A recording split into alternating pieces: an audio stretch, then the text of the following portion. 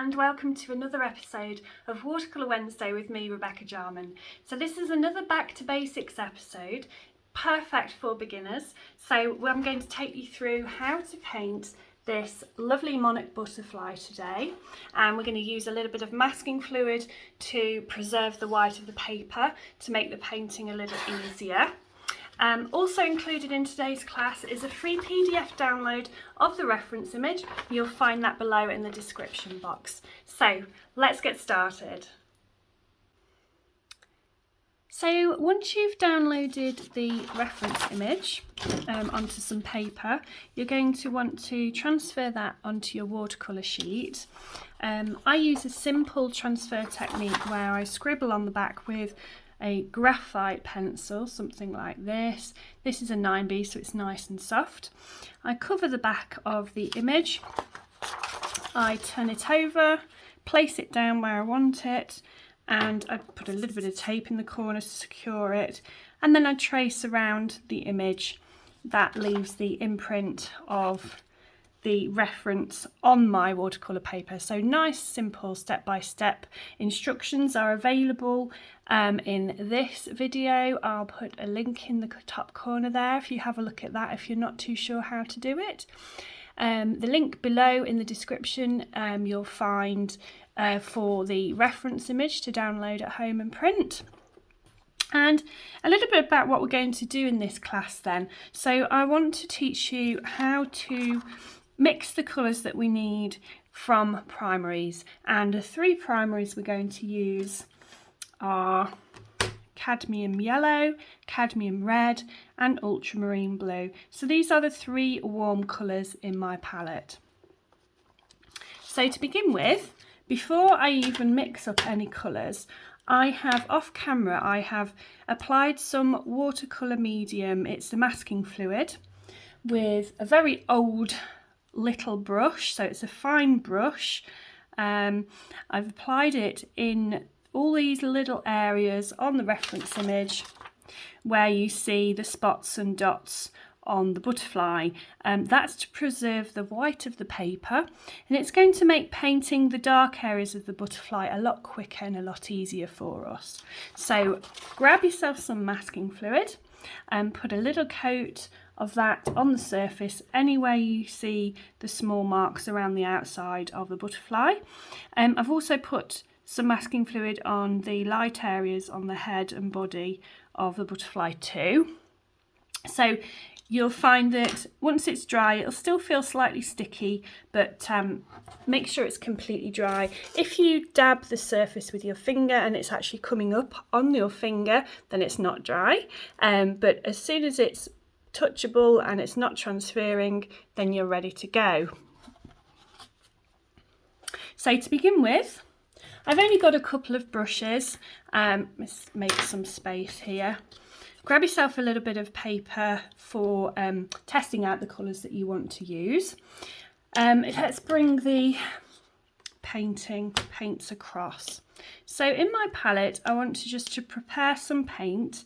So I'll put a spot, I've got a little pipette here, spot of paint here.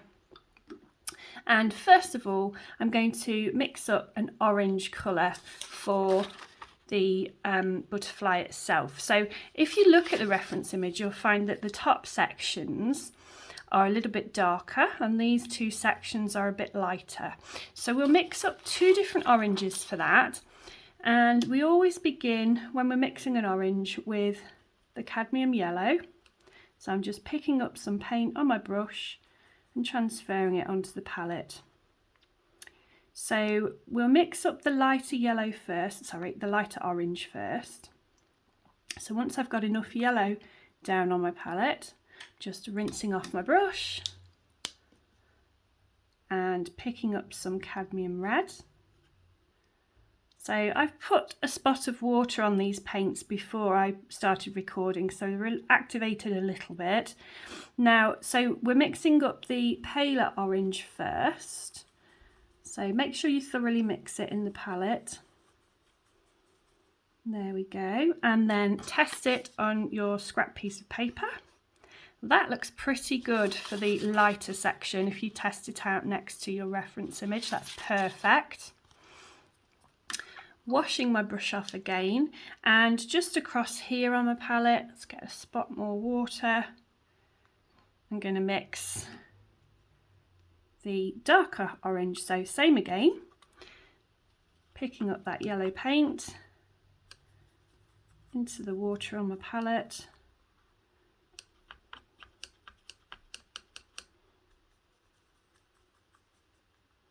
And this time, because we want it darker, just clean off my brush, I'm going to pick up more of the red paint to mix a darker orange colour.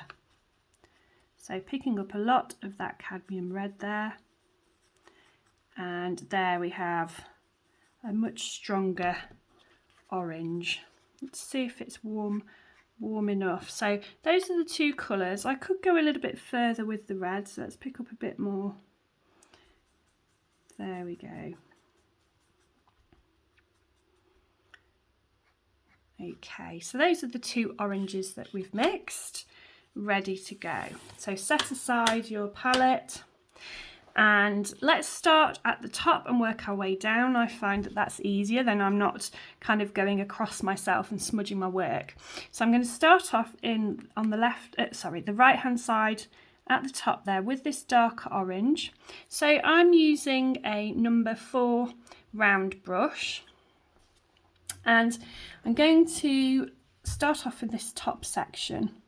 Now it's quite a warm day, so actually it might be an idea just to take a clean brush with some clean water and just wet that shape first with a little bit of water. That way we won't get any hard lines. So if I were to paint directly on dry paper, because it's such a warm day, the paint's going to dry very fast and I'm more likely to get sort of paintbrush lines. Got a little hair on my brush, let's get rid of that. So by wetting the paper first a little bit, it gives me more time to get that paint down nice and smoothly. There we go. So that's the first section. And I'm going to paint the rest in exactly the same way. So I'm going to wet the area first, a little bit of water. You don't want any puddles, you just want a smooth coating of water. If you're not sure if you've missed anything, just tilt your board and you'll see it reflecting in the light. And then we go exactly the same in with the orange paint. Actually, I'm going to pick up a bit more. In with this lovely orange paint.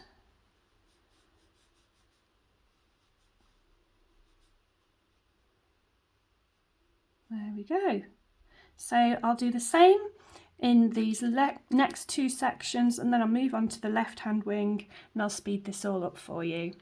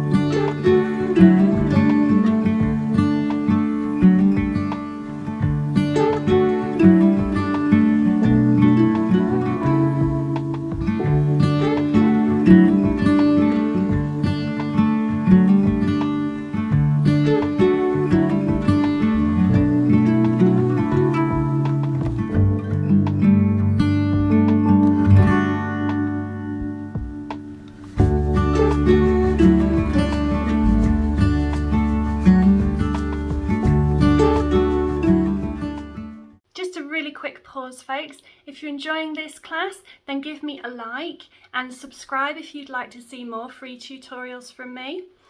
Click the bell icon and you'll be notified every time I upload a new watercolour tutorial. So let's get back to today's class.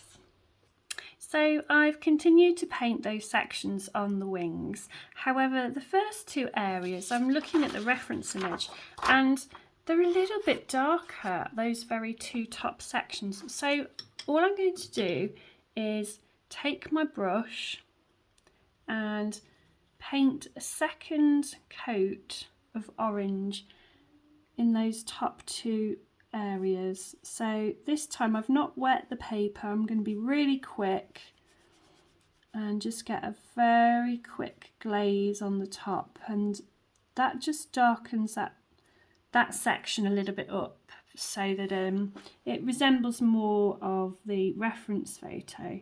So same again on this side, just picking up plenty of paint and being really quick so that it doesn't dry. I don't want any hard lines. I want a nice flat wash in those shapes. Okay, so I'm happy with that now. That's looking better. So next thing is to move on to the lower part of the wings. So I'm just going to clean off my brush and switch to the lighter orange colour. So go into that lighter orange in my palette. Just pick up some paint, and we're going to do the same thing again. So I've got one paintbrush that I'm using to wet the paper and one paintbrush I'm using to apply the paint. So let's go for this long section first. So just take your time at the edges when you're applying the water, because if you do go over the lines, when you pop the paint down, it's going to spread into that water, and anywhere the water has gone, the paint will bleed to. So you need to be a bit accurate with the water to begin with before you go in with your paint. And hopefully you're going to get these nice flat areas of colour. So same thing again, into the clean water, being careful at those edges, popping it down, looking from an angle, remember to see if you've missed anything, make sure there's no puddles, and then in with the paint nice and quickly before it has a chance to dry.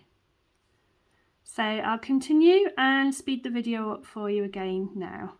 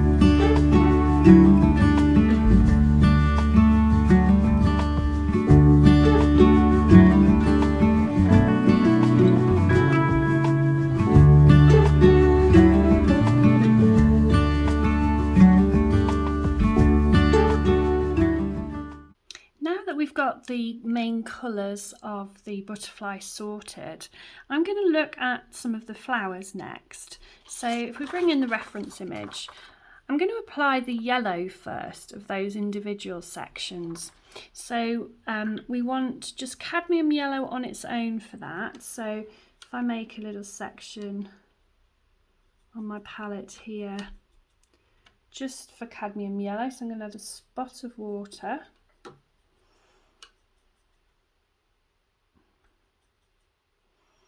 And that should be a lovely yellow colour, which it is. And because these are reasonably small, I'm going to turn around the painting to make it easier for me. And I'm going to paint these onto dry paper. So this is a number 4 round brush again, so I've not switched brushes. It enables me to get into little nooks and crannies, so it's not too big in that respect, but also it's not tiny, so it holds a good amount of paint. I've not got to constantly be refilling my bristles with more paint. So as long as you're reasonably quick, you should be able to get a nice smooth flat wash across the flowers. And as you can see, that paintbrush holds enough paint to do the flower without having to refill. So if I was using a really tiny brush, then I'd be constantly stopping and having to go back to the palette all the time to pop on fresh paint, and that enables the paint that you've just put down, it gives it a chance to dry in between brush strokes. So you may end up having a lot of brush marks and hard lines in your shapes. So just try using a brush that isn't too large, but at the same time isn't absolutely tiny. So this one is a number 4. I also have a number 2 brush, which is a lot smaller. This is my number 2, and this is the one that I will use when I'm doing the really fine details later on. But if I were to be using, like I say, if I use this brush instead of this one, the number 4, it's going to use up that paint super fast, and I'll have to keep going back to my palette all the time. So that's just a really good tip for you guys. So I'm going to continue in the same way on dry paper, and I'll speed this up for you.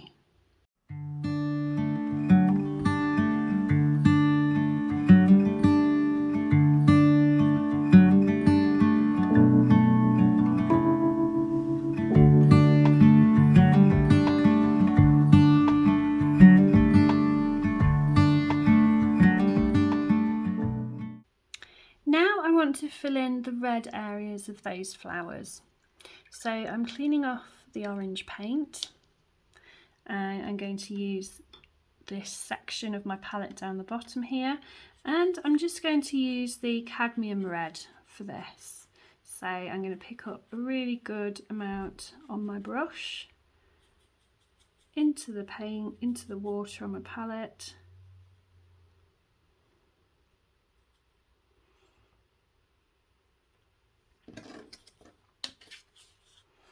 And there we have a lovely strong red. So you don't want to go too thin with your paint.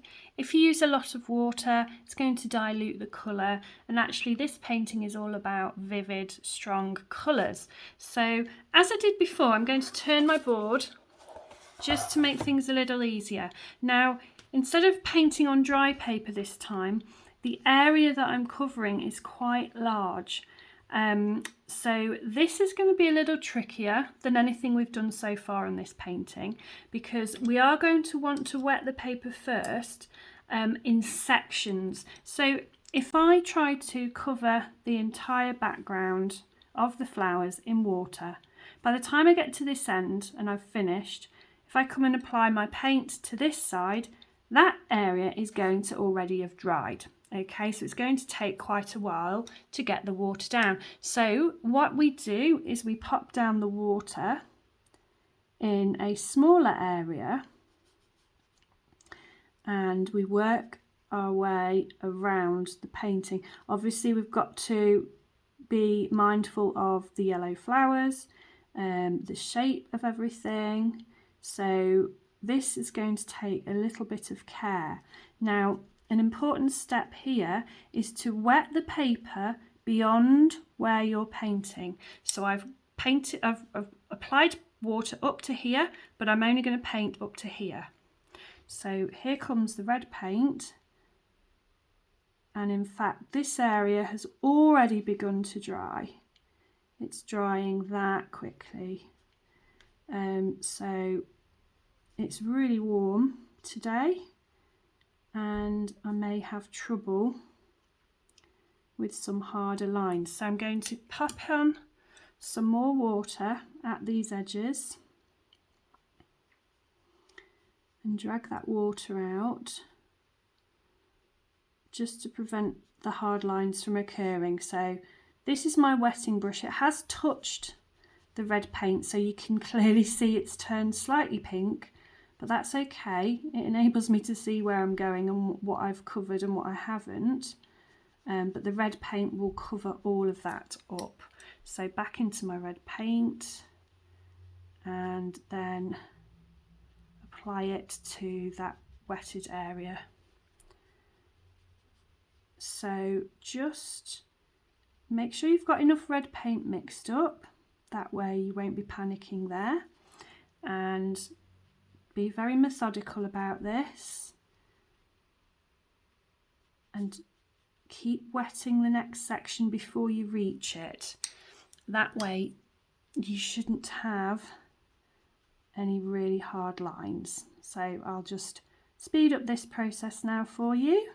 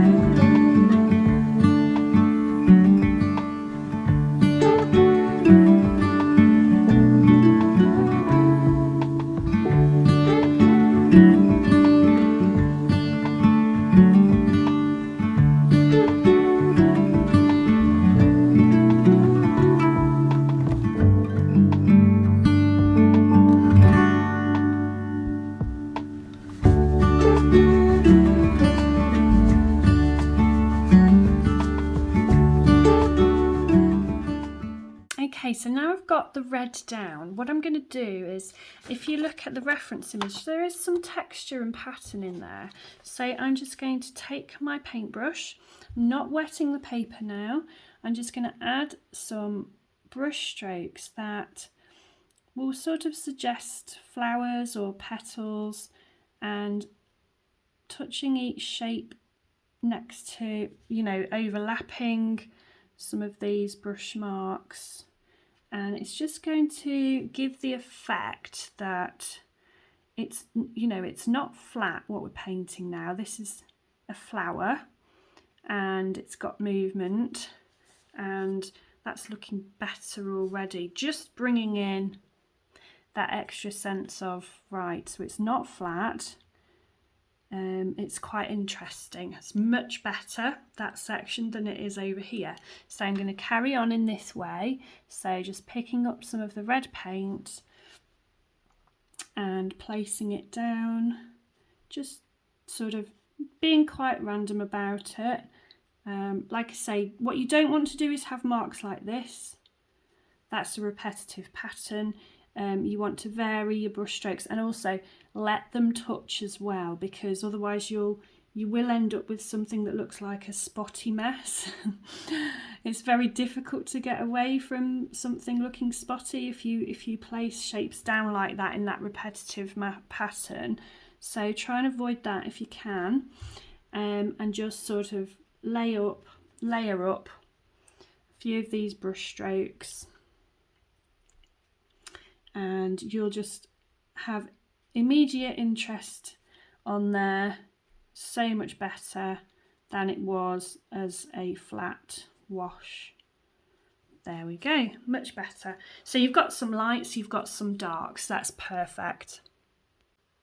So the next step, once we've completed the flowers and you're happy with them, is to look back at the reference image, and we're going to paint in the leaves and the grass and the stems.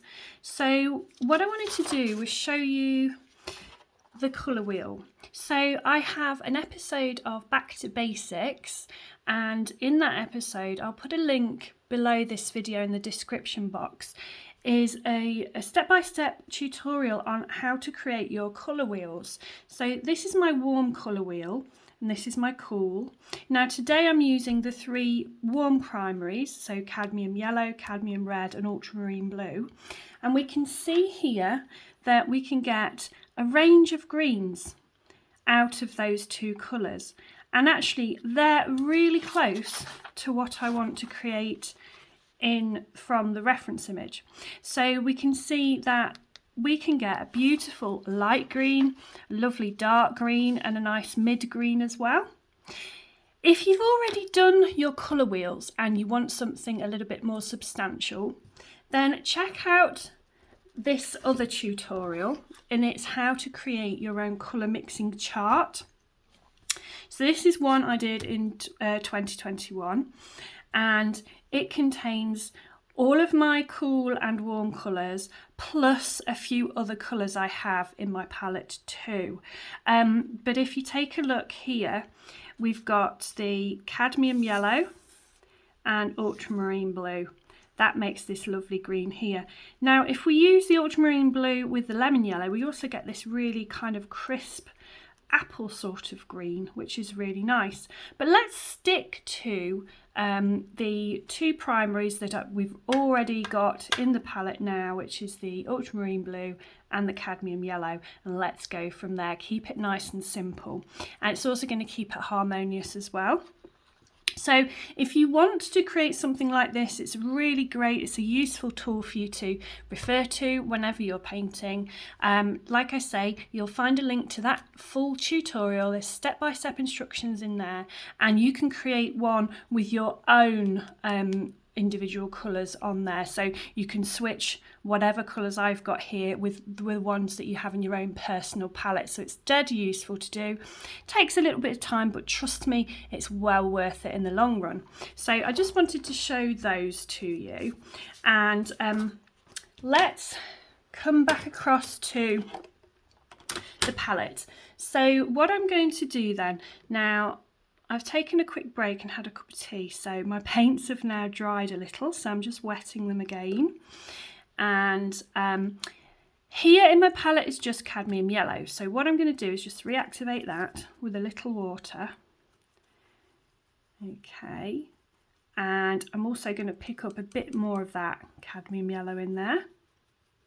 This is going to create the light green that we want. Okay, so we want a light green and we want a dark green. The light green is the leaf itself, and the dark green we want to mix is for all the shadows that we see on those leaves and stems and things. So clean off your brush and then start to pick up some ultramarine blue. Now, because this is the light green, we only want a bit of blue at a time, so I've got a small amount of blue on my brush, and it's enough to change that yellow, and it immediately gives us a lovely pale green colour. Now I think I want to go a little darker than that, so just bit by bit, small amounts of the blue, because it only takes a little bit to change that green. Tiny little bit more.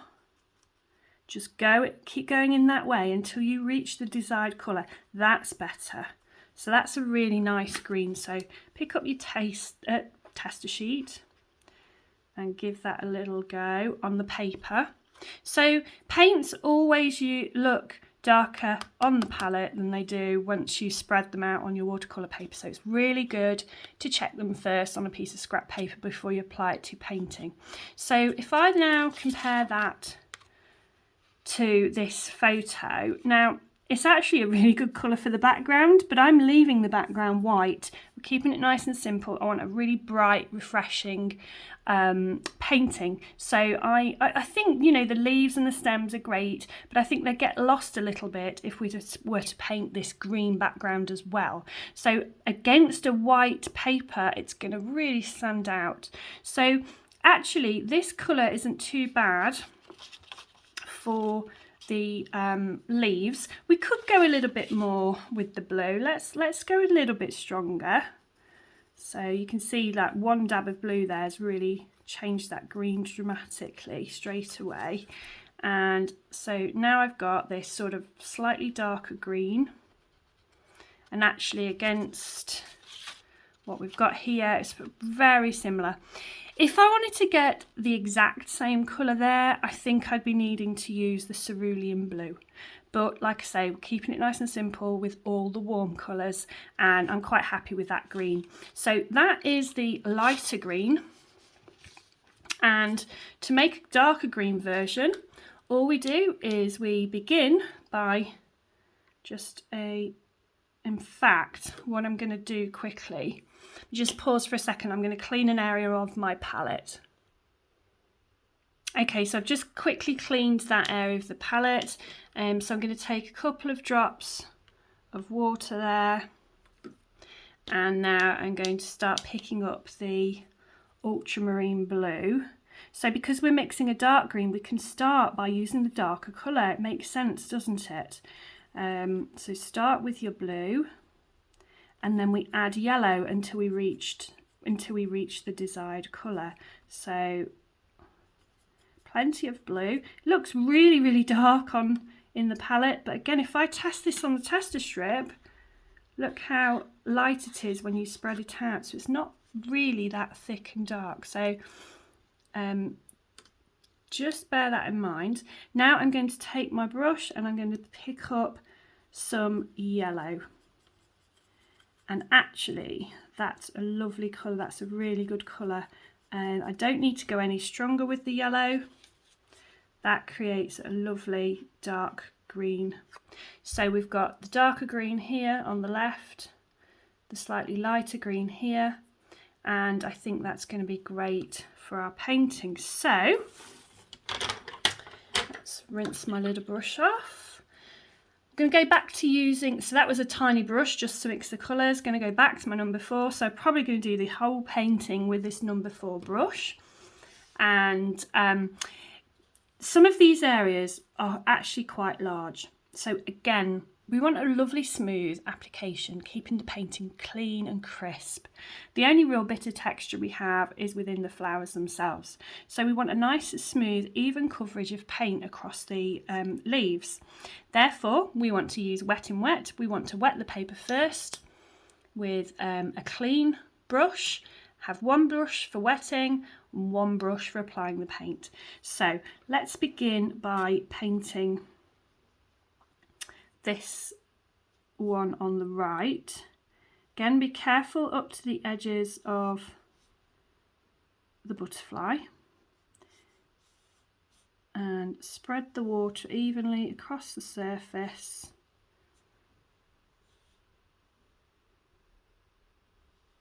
What I'm going to do is I'm going to begin by painting the lighter green. That's a clean brush, yes. So I'm going to paint the lighter green mix across the whole of that leaf. I realise that there's a shadow here on the left here, but we're going to use the darker green as a glaze over the top. So it'll give it some lovely depth. So just applying the light green paint to the leaf there. Quite quickly, keep picking up enough paint. I could actually have used a larger brush here to speed things up. It's a nice big area. This is one of the largest areas actually on the painting to do, so I could have used a larger brush, but I'm nice and fast, so it's not too much bother for me. So that's a nice even coat of the lighter green. Now I'm going to allow that to fully dry before using the darker green mix in that shadow area here. So I'm going to go around the painting, first of all, just by using the light green, and then I'm going to come back afterwards and apply the dark green where I need it. So I'm going to speed up this whole process for you.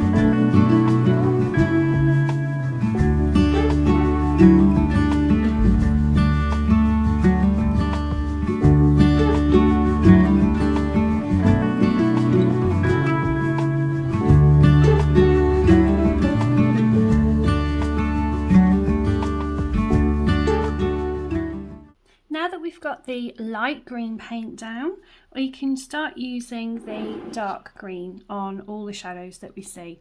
So if you are a complete beginner and you're finding that you're a little bit slow, I would recommend wetting these dark areas first with water and then going and applying your dark green paint over the top, exactly like we just did with the light green. However, if you're like me, if you've got some experience and you're a little bit quicker, then you can apply this with you can apply this basically onto the dry paper, and I am just glazing the dark colour over the top of the light colour using the reference image to remind myself which areas are the shadows. So I've just popped that down straight onto the dry paper, and keep moving your board around. Don't be afraid to do that, because it really does make things a lot easier. If you're trying to twist your wrist and things like that, you'll find that it's really awkward. If you can maneuver your board around, you'll find it a lot easier and less stressful on your wrists. So I move around a lot, it really does help. So especially when you're trying to work quite quickly as well, you can cover a larger area really quickly if you're in a better position. So I'm just glazing over the top with this dark green and working nice and fast so that I don't get any hard lines.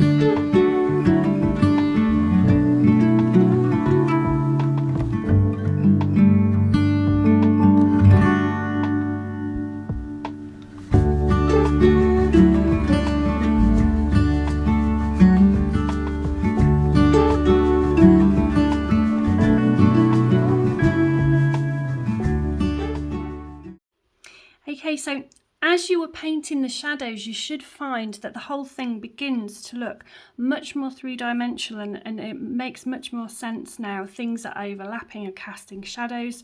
It's starting to come together. Now, before we think about painting the actual dark areas of the butterfly, the final thing I want to do is add a further details onto the leaves of this plant. So I've pulled out my really cheap flat brush, and you're going to wet it, and we're going to lift some veins, some highlights out of these leaves. So if we look at the reference image, we've got a nice light line here and here, and also I know it's a shadow line on the left, but I'm just going to simplify it and put a highlighted line down the centre of that leaf as well. So this, again, it's going to make it look much more realistic, stop it looking too flat. So wet the bristles of your flat brush, but you don't want it dripping wet, just nice and damp.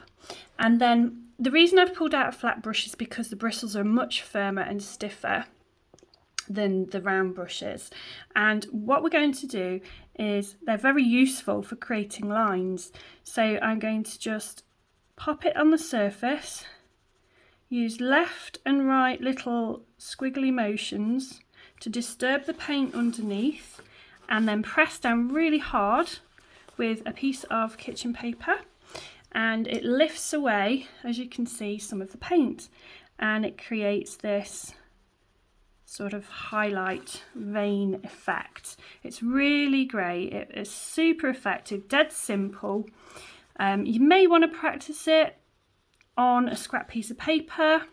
Just paint down some green, let it dry, and then have a go with this technique. You just need a bit of kitchen paper and your damp brush. and it's really simple.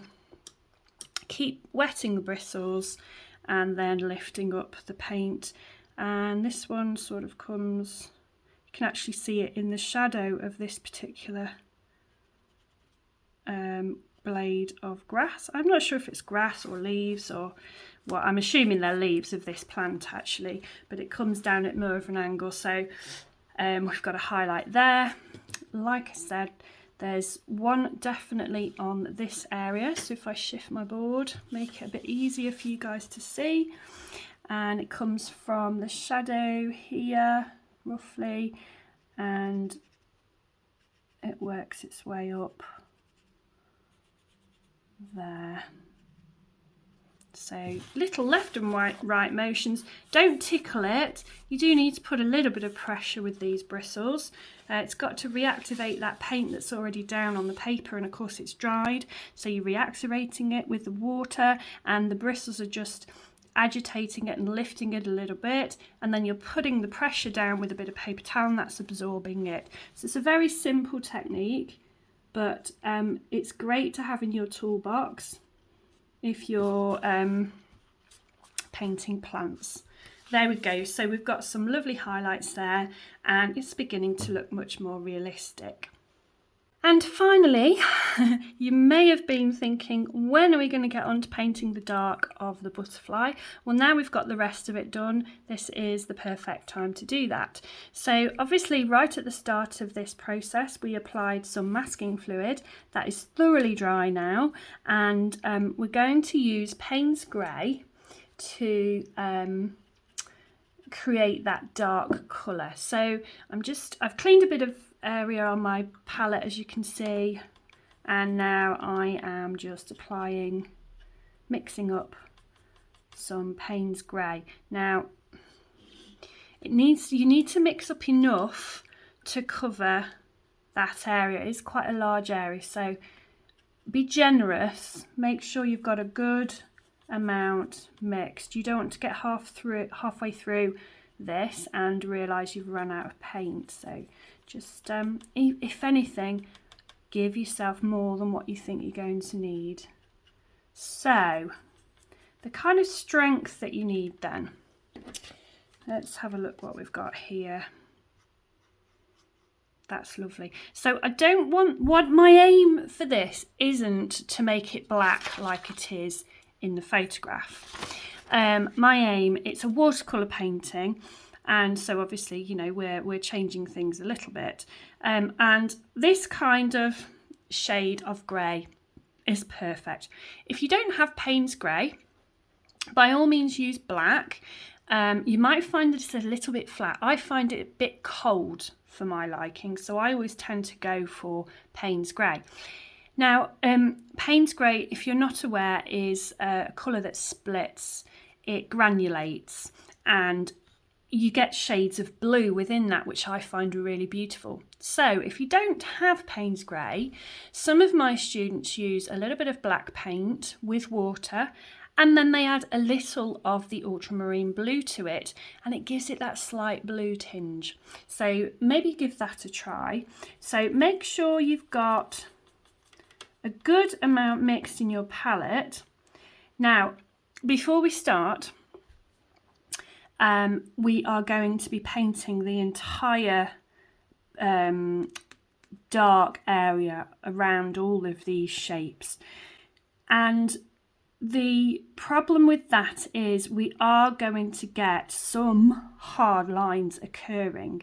The best way, I think, to go about this to create minimal dark hard lines is first of all to paint the main body in the centre, and then to start at one top of the wing and work your way methodically around it. That way you're moving the paint all the time, that bead of wet paint is being moved all the time, and you should have minimal hard edges. So that's the plan. The alternative again would be to wet the area first, which is fine, but there's a lot. Obviously we'd have to do the same as we approached the flowers. We'd have to work in the same way. We'd have to wet a little bit, paint a little bit, then wet the next section, etc., etc. I think I'm going to tackle this by just painting onto dry paper. So let's see how it goes. So I'm giving myself loads of space, and just bear with me because I'll be moving my board a lot. Now I am sticking with my number 4 brush, and first of all, like I say, I'm going to paint in.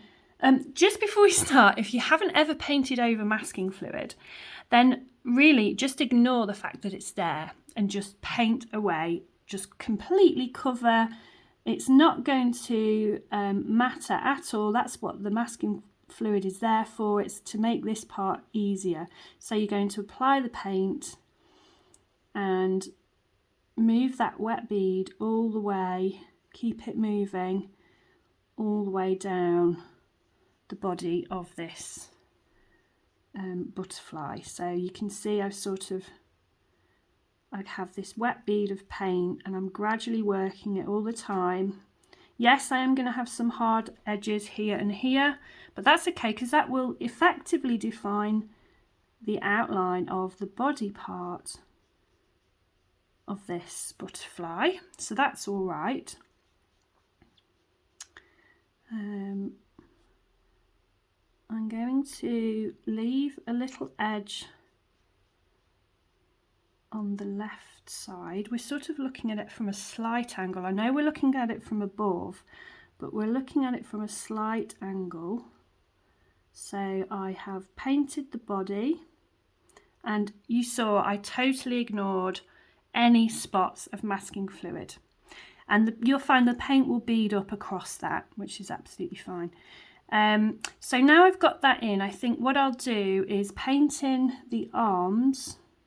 So there's this little shape, it's one leg on the right, just to its sort of first joint. I'm going to turn the board, and then this side, there's, because we're looking at it from an angle, you get a better view of this leg, and it comes down and it kicks out to about here.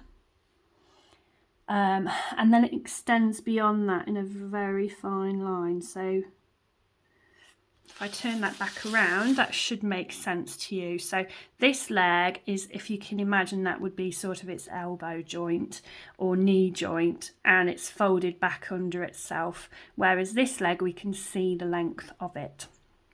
So hopefully that makes sense to you. So now this has dried, when I paint up to it with the Payne's Grey, I'll get a hard edge, and that's perfectly fine for that centre because it's going to define that shape for me. So what we want to do is exactly the same thing, working our way around this butterfly from top to bottom and around, and keep going. So I'm going to speed this process up so the video isn't too long, and I shall see you in a few moments.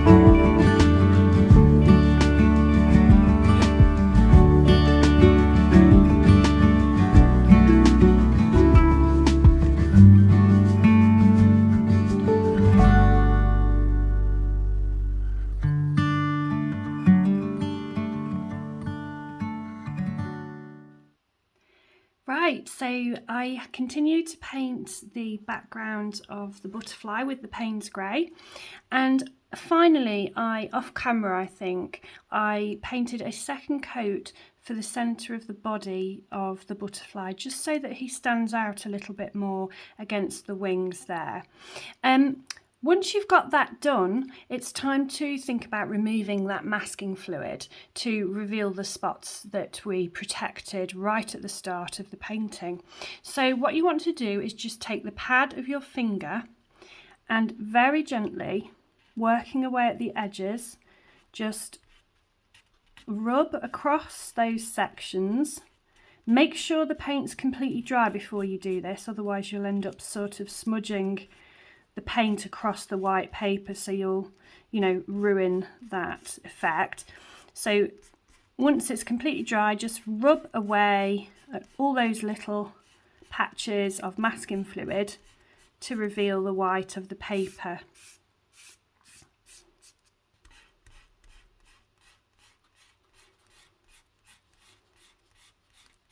So it shouldn't take too much effort just to do that. Actually, I'm going to leave the main body of the butterfly just now because I've only just finished painting that, so it may need a minute or two longer to dry fully.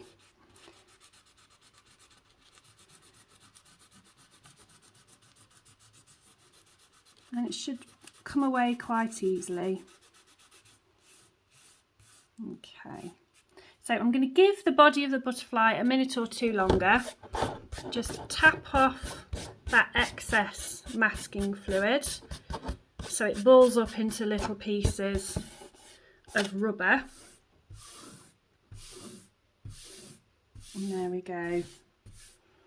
And what's left to do then? Well, obviously we've now revealed the white of the paper in those areas, but some of those little round shapes actually have colours to them, so they're not all white.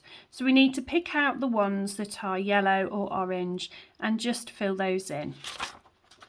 So I'm going to take my really small brush, this is my number 2 brush now, to paint these shapes, and the paints have dried in the palette, so I'm just activating them with a little bit of water.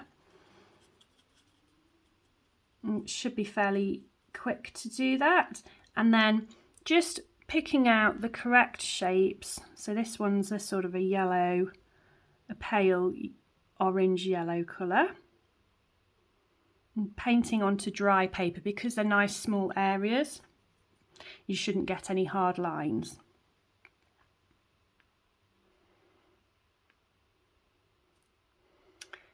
These two are a little bit more like the darker orange, so I'm just going to activate the darker orange paint.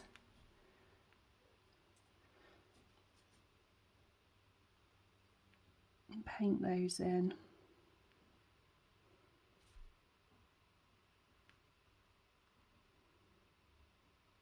And I'm going to continue on the opposite wing as well.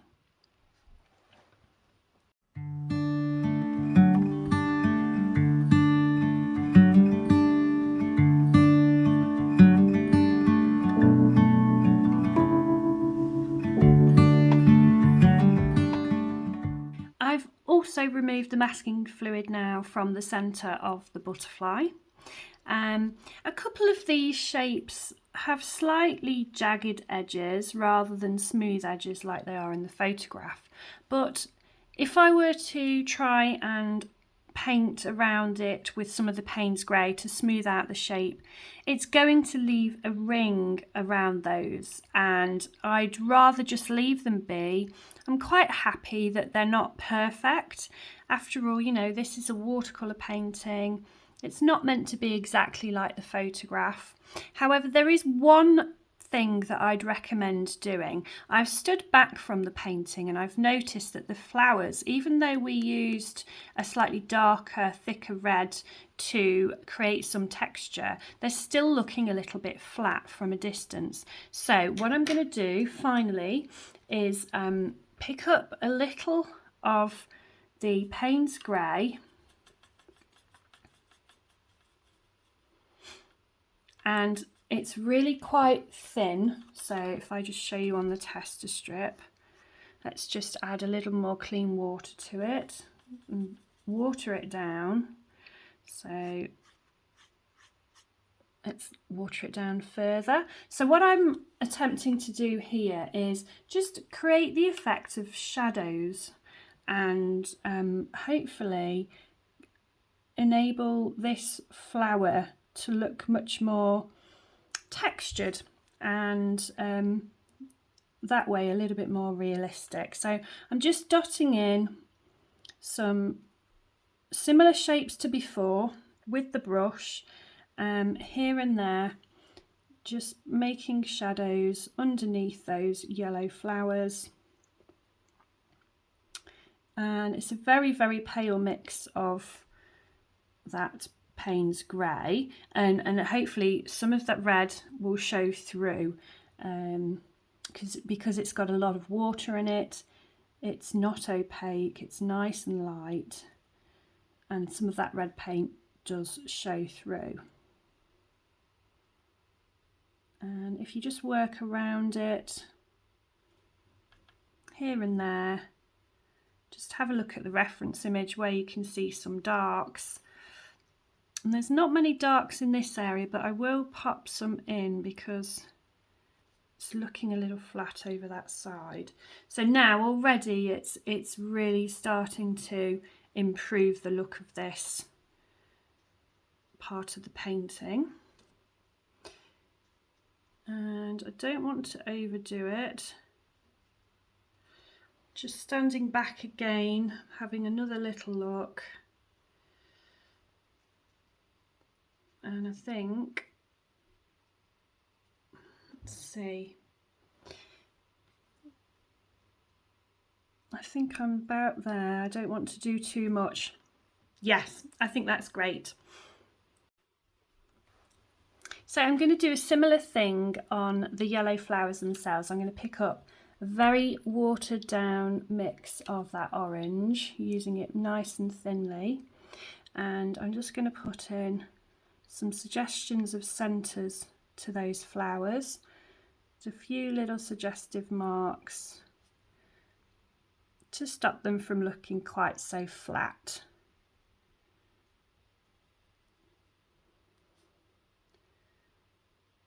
You can use your reference image to guide you and assess what your painting looks like individually. You know, your painting may well look slightly differently to mine, and in fact it likely will. It's very unusual for somebody to paint my painting themselves in exactly the same way. You will have slight differences across yours. So assess what you have and whether you're happy with what you've got. That's always quite important. If you were happy with the way the flowers looked before, then don't add these little details. You know, you're perfectly welcome to keep them flat if that's what you like. I just felt that from a distance they looked particularly flat. I'm quite happy, I think, with the butterfly itself. If you wanted to, you could go a little bit redder on these very top shapes on the wings. But I don't want it to look too much like the red of the flowers next to it, because I think things will get a little bit confusing. So I'm quite happy with the colours I've got there on the wings. The shadows underneath the butterfly are really effective, casting down onto the leaves and the stems of the flower. Really effective to highlight that butterfly, the fact that it's sitting on top and casting the shadow below. That's worked really well. So here is my final painting. I hope you've enjoyed today's class. The Monarch Butterfly is really magnificent. Using the masking fluid before we started the painting made the whole process a little bit more simple. If you can imagine having to paint around all those individual little white specks, it would be a little bit boring, tedious, and you may well not have completed the painting. So the masking fluid was a huge success today. If you missed last week's episode of Watercolour Wednesday, I painted this bird. It's quite an abstract piece, but it's really fun, very different from today's class. So why don't you check out this next on my Watercolour Wednesday YouTube channel. I'll see you next week, folks. Take care. Goodbye.